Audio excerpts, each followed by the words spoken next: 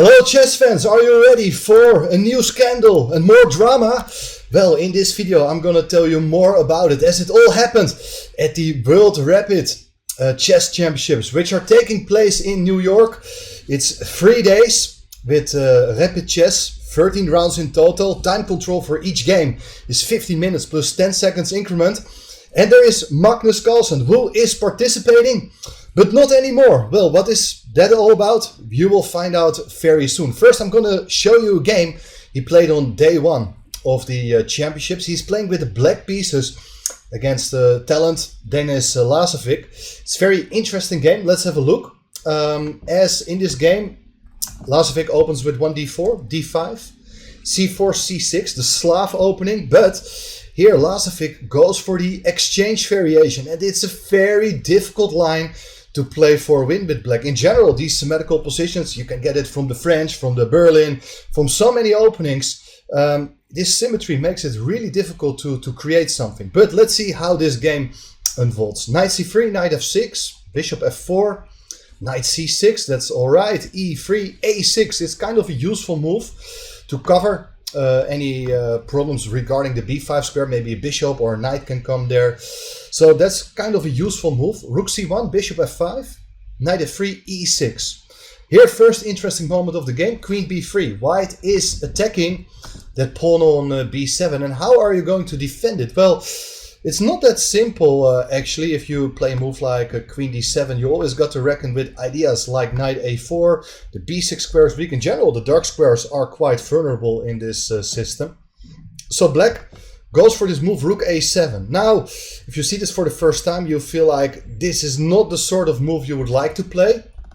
But basically only the rook is badly placed, and it holds the queen side together. It makes it difficult for white to break through there any time soon. But the rook is out of play, of course. Well, interestingly, Magnus had an earlier game, played on chess.com. His opponent Le from Vietnam played here this move, knight e5, which is interesting. Bishop e2 was played in today's game, bishop e7, castling kingside, and here I think 99% of the chess players would also automatically castle here. That's not what Magnus had in mind. He decided to play here knight d7. Typical move, first of all to guard the e5 square, but also guarding the dark squares on the queen side. White goes for knight a4. And now, the reason why black hasn't castled here yet is that he wants to follow up with this very aggressive move g5, attacking the bishop. Now, if the bishop goes back, then probably you're just going to play h5, threatening to trap the bishop. Now, instead, they follow the move bishop e5, attacking the rook on h8. But, okay, there are various options. I was actually a little bit surprised that black decided not to take the bishop, which is, in my opinion, the natural move. Castling kingside was played, and okay, there are still ideas to take the bishop anytime. You can maybe play f6 at some point. Now, anyway, the bishop goes back to g3. Remarkable play, but probably Lazavik wants to say that now, after this move h5, at least there's no longer a rook on h8 to help supporting the pawns coming forward. And well, Lazavik goes for the move h3, and the question is, are these pawns on g5 and h5, are they really threatening something, or they are potential weaknesses? Well, difficult to say. In any case, Magnus doesn't hold back. He just goes forward with the move g4, opening up the king side, attacking the knight. Pawn takes g4, black takes back with the pawn, but the knight goes back to h2. And here you see that white is attacking the pawn on g4 with both the bishop and the knight. Black has to defend it with the move knight f6. And what is white going to do? Is white going to play on the queen side? Is he looking for ideas to activate a knight, for instance? Some moves like knight b6, knight c5, they may always be considered. Well, look at this. You don't have to play on the queen side. Queen d1 is an excellent move. That's here clearly shown that the expansion on the king side has its clear drawbacks. Pawn on g4 is 3 times under attack, twice defended, but there's not a third defense possible. Knight e4 trying to steer things up. There's the possibility to take on g3. White may already take the pawn on g4, which is fine. I like the move played by Lazavik. He played bishop f4. He keeps the bishop on the board and says that the pawn on g4 is not going away. Bishop g5.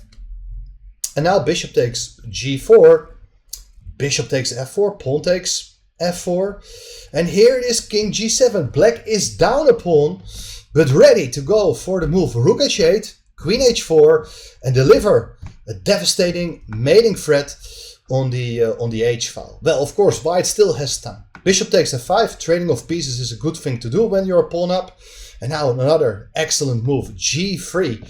So that prevents the queen from coming to that h4 square. Rook h8 played. The knight goes back to f3. The knight has done its job on the h-file. Rook a8. The rook was out of play and is now trying to come back into the game. And okay, still, with a bit of imagination, you can see that black is having intentions of tripling down the h-file, and therefore king g2 is a good move, so that you always have the possibility to neutralize the threats with rook h1. Queen f6, knight c3, excellent move, attacking the pawn on d5, and who knows, maybe at some point the knights can be exchanged as well. That knight on d4 is an annoying piece. Rook a8, black defends the pawn. Queen d3, keeping the pawn defended while the rooks are connected as well. Here rook h5 was played, and before any trouble is coming up soon, rook h1, excellent move, queen h6. And this is interesting because Magnus knows that he is a pawn down and his position is really bad, but he set a very nice little trap here, because what a lot of people, at least what I was thinking of here first, is what happens if you take on h5. Queen takes h5, and now play rook h1 to neutralize that h-file with gain of time, attacking the queen. Well, that is Magnus's idea. Queen takes h1 is beautiful sacrifice, winning back the queen on the next move thanks to this knight fork. So that means there is not a possibility here yet to take on h5, as it gives up the h-file. Queen e3 is an excellent move to get out of that knight fork, keeping everything well protected. Rook h8 played, so here you see black is tripling on that h-file, threatening to take the rook on h1, but there is rook takes h5, queen takes h5. Be careful, because not all the squares are covered. If you take the pawn, careless move, it's queen h3, forcing the king to go back to g1, and it's checkmate on h1. This is how things can easily go wrong for white. So instead, after taking on h5, knight h4 was played. That's a very nice, classy move. The knight is not badly placed at all. There's actually multiple functions. It's supported by the pawn, it closes the h-file, and it also does keep control over the pawn on f5. Now the knight goes back to f6 to defend this pawn on d5. Rook h1, and you see that white is setting up more control and more threats on that h-file. King went back to f8. Queen d3, threatening the pawn on f5. Knight e7 played. And now, can you see, fantastic move here. Knight g6, check. You can argue that the move king f8 was not the best move in the position, and I agree with that. If you take with the queen that knight, there is a rook takes h8 and white is up full exchange. The alternative is to give up the queen, which is what happened in the game. Pawn takes g6. Rook takes h5, g takes h5. Well, we have a position with a queen and a pawn versus a rook and a knight. Question is how to break through. Well, Lazavik comes up with a very nice idea. He played here the move knight e2, and after king f7, look at this, knight to g1. These are the weak squares in black's position, the e5 and the g5 square. These squares, they're no longer controlled by a black pawn. Black looking for counterplay with h4, pawn takes, rook takes, attacking the pawn on f4. But there's knight h3. The knight is defending the pawn now and heading for the g5 square anyway. King g6. Now don't feel tempted by this double attack with queen g3, attacking both the king and the rook. There's rook g4, and actually it is a white who's going to lose the queen. So don't do that. Better use the queen for a different purpose. Queen b3, attacking the pawn. There's knight c6, queen takes b7, knight takes d4, queen takes a6. That's a very nice transformation of advantages, as here white is having two connected passed pawns. Rook to g4, check, king f1, rook h4 attacking the knight, the queen goes back, queen is defending the knight, and also, of course, attacking the knight on d4. Knight e6, queen g3. Now the double attack is fine, because after rook g4, you can just go back with your queen again. Everything is fine. Rook h4. Rook is coming back. Queen takes e6. Rook takes h3. King e2. The king is safe. Rook h1. And now it's just time to run with your pawn. Rook a1. Queen c6. Rook a2. Attacking the pawn on b2. But after queen b5...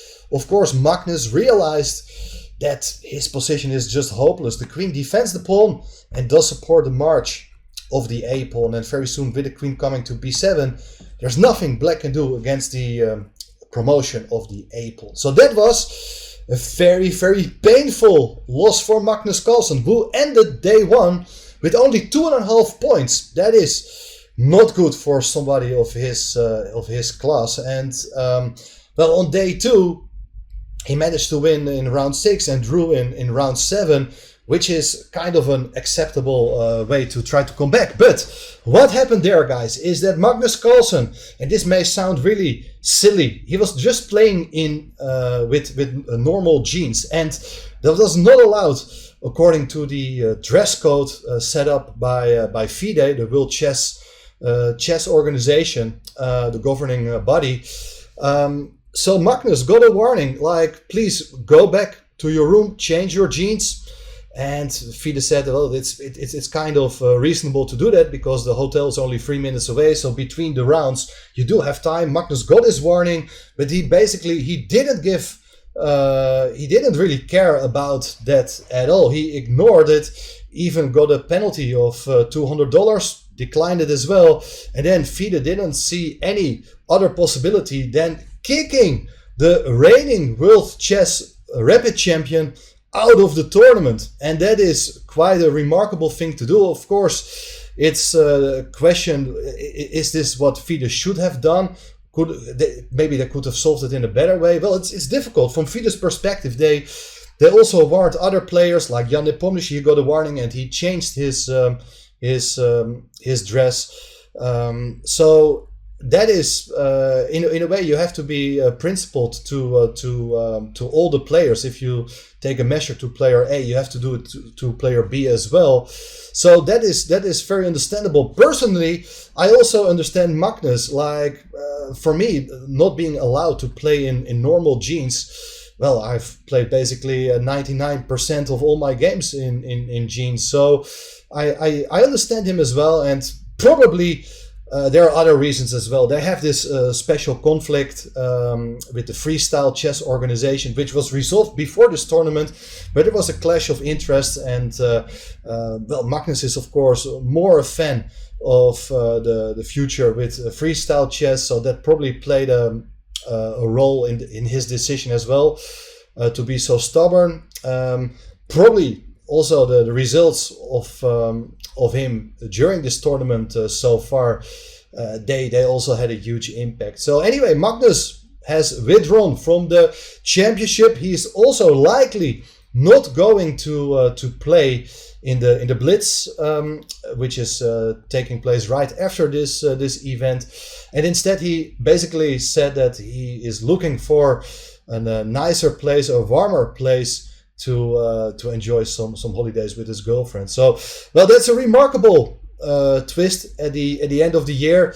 One thing we know for sure, we will get a new World Rapid Chess Champion. Who is it going to be? We will find out very soon. But let me know in the comments, what do you think of this absolute drama in the chess world? I mean, it's a long discussion regarding dress codes. I've never been really involved into it. I think that playing in jeans, it should be fine. But there's, of course, also something to say for wearing more suitable dress. So anyway, let me know your opinion. If you do like this video, give it a like and subscribe to the channel. And I will keep you informed how this tournament, the World Rapid and Blitz, is going to end very soon with a new World Chess Champion.